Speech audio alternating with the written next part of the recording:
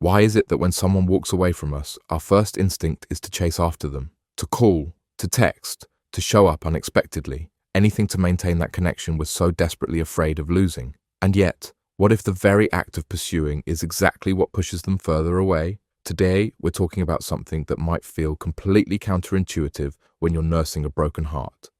The no contact rule, not as a manipulation tactic, not as a game, but as perhaps the only genuine path that might lead back to the relationship you've lost, or, more importantly, to the person you need to become. Think about it. When she left, what was your first reaction? For most of us, it's panic, a desperate scramble to fix whatever went wrong, to prove we can change overnight, to promise the moon and stars just to stop the bleeding. I get it.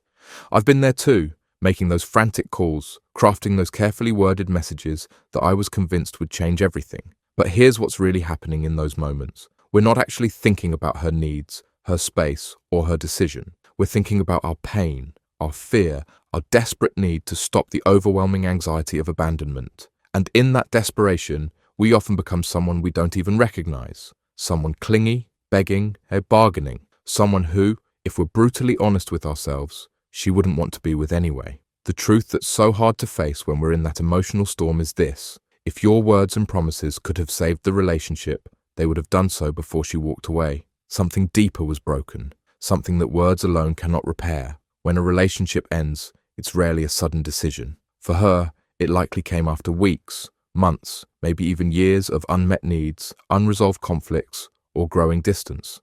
By the time she actually leaves, she's emotionally processed this ending far more than you have. She's grieved already. She's made peace with her decision in ways you haven't even begun to. So when you immediately launch into pursuit mode, all it does is confirm her decision. It tells her that you still don't understand what went wrong, that you're still the same person she decided she couldn't be with, that you're focused on your timeline for reconciliation rather than respecting hers. No contact isn't about punishment or playing hard to get. It's about creating the necessary space for both of you to experience life without each other. It's about respecting her decision, even when it breaks your heart. It's about finally putting her needs on equal footing with your own desperate desire to have her back. But here's where most people get it wrong. They use no contact as a tactic, counting the days, constantly evaluating whether it's working to get their ex back. They're essentially holding their breath underwater, white-knuckling through the separation with the sole goal of reunion. That's not no contact. That's just pursuit on pause. Real no contact starts with acceptance. Acceptance that the relationship, as you knew it, is over. Acceptance that she has made a choice you cannot control. Acceptance that the only variable in this entire equation that you have any power over is yourself. When you truly accept these truths, no contact transforms from a manipulative waiting game into a journey of personal evolution. Because the reality is, the person she left won't be the person who could rebuild a relationship with her. That would just be repeating the same cycle. Instead, no contact gives you the gift of clarity. With enough time and space away from the emotional turbulence of a breakup, you start to see the relationship for what it really was. Not just the highlight reel you play on repeat when you miss her, but the full, complex truth of your dynamic together.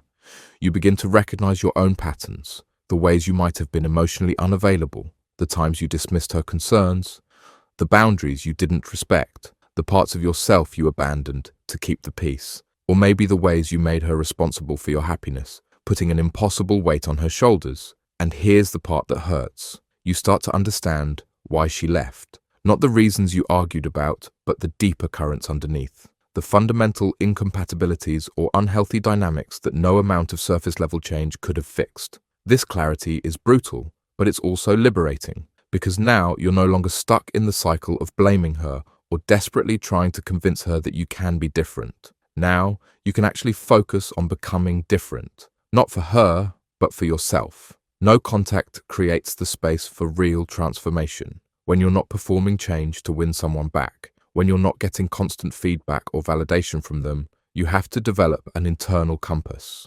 You have to learn to validate yourself, to sit with your own emotions without dumping them on someone else, to build a life that feels meaningful even without the relationship that once defined you. This is the painful, beautiful alchemy of no contact. The parts of you that were dormant begin to wake up. The friendships you neglected get renewed attention. The hobbies and passions that took a backseat become central again. the emotional muscles that atrophied start to strengthen, and something unexpected happens during this process. As you rebuild yourself, not into some idealized version of what you think she wanted, but into a more whole, centered, and authentic version of you, you start to evaluate the relationship differently. You start to see not just what you lost, but what wasn't working for you, what compromises left you feeling diminished, what fundamental needs of yours weren't being met. You might even reach the point where you're not sure if going back is what you truly want anymore.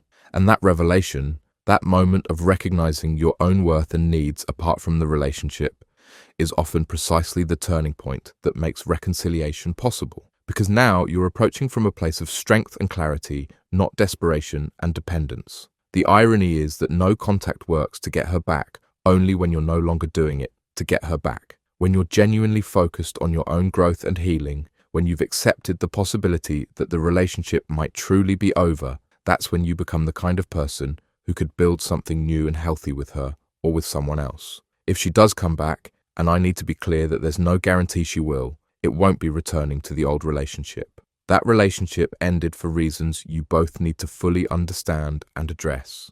What becomes possible is something entirely new, built on a foundation of two whole people choosing each other rather than two fractured people clinging to each other.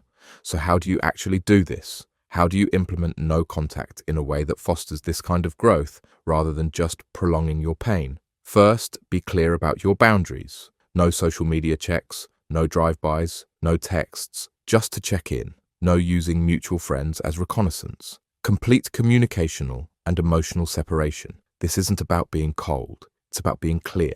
You're not punishing her or yourself. You're creating the conditions for healing. Second, redirect the energy you'd normally spend thinking about her, checking her social media, or imagining conversations into deliberate self-improvement. Therapy, if you can access it. Physical exercise. Creative expression. Rebuilding neglected friendships. Learning new skills. Reading books about attachment styles and relationship patterns. Meditation or spiritual practice. Anything that builds your sense of self outside the relationship. Third, commit to emotional honesty. Feel the pain fully when it comes. Don't numb it with substances, rebound relationships, or constant distraction. Let the grief move through you. Write letters you'll never send. Talk to friends who can hold space without giving simplistic advice. This isn't wallowing, it's processing. The only way out is through. Fourth, practice patience. Real transformation doesn't happen overnight. The early days of no contact will likely be excruciating. There will be moments when you're convinced that if you could just talk to her one more time,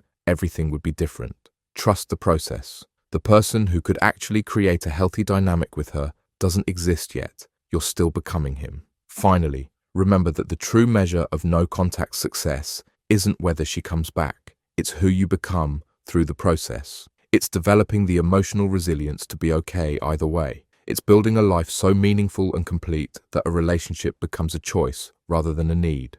I won't sugarcoat it. This path is difficult. There will be days when the silence between you feels like an abyss that could swallow you whole. When the urge to reach out feels like the most natural thing in the world. When you trade all your potential growth just to hear her voice again.